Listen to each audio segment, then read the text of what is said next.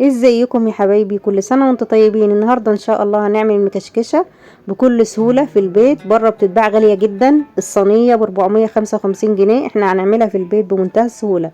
انا معايا باستري كريم، ده 200 جرام، عليهم 3 كوبايات لبن، وهضربهم بالمضرب.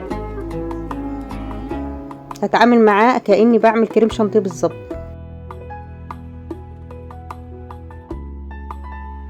هضربهم كويس.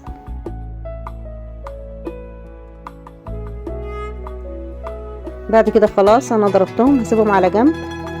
بعد كده هدهن الصاج كويس خالص بالسمنه،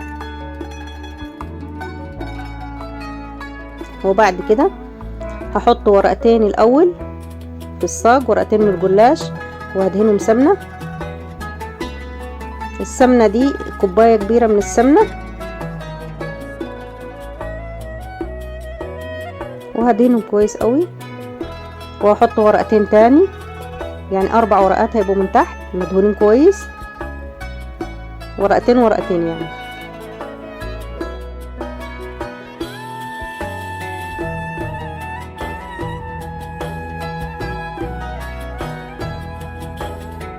لازم ادهنهم كويس بالسمنه. وبعد كده هنزل بالخليط بتاعي اللي هو الباستري كريم، هنزل بيه، وبعد كده هسويه في الصينيه كويس.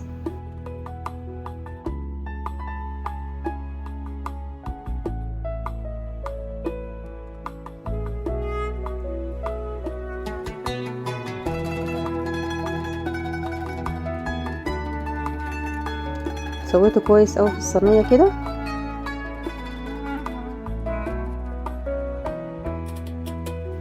بعد كده خدوا بالكم انا هعمل ايه في الورق الباقي اهو.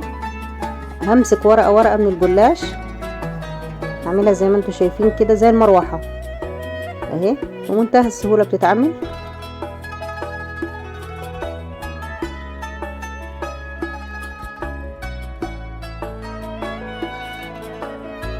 بس كده، وهرصها على الكريمه كده من فوق، وهعمل الجلاش اللي باقي بنفس الطريقه اهو زي ما انتم شايفين كده اهو. هرص برضو. انا كملت خلاص الصاج كله. هدهنه سمنه على الوش. باقي الكوبايه هي كوبايه سمنه انا عملت بيها الصينيه كلها، هحط السمنه على الوش. وبالنسبه للشربات، انا عندي شربات في التلاجة، بس الشربات بتاعها كوبايتين سكر وكوبايتين ميه ومعلقه كبيره من عصير الليمون ورشه فانيليا.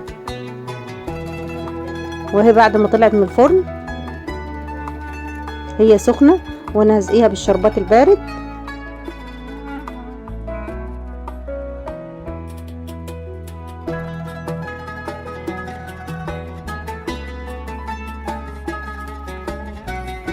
وطعمها يعني هي بتاعت بره، مفيش اي فرق.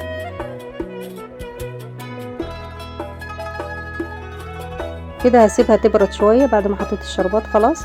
في علبه بقى زي العلب بتاعتهم بالظبط، انا هحط شويه لبن من تحت، واحط قطعه منها، واحط عليها مكسرات.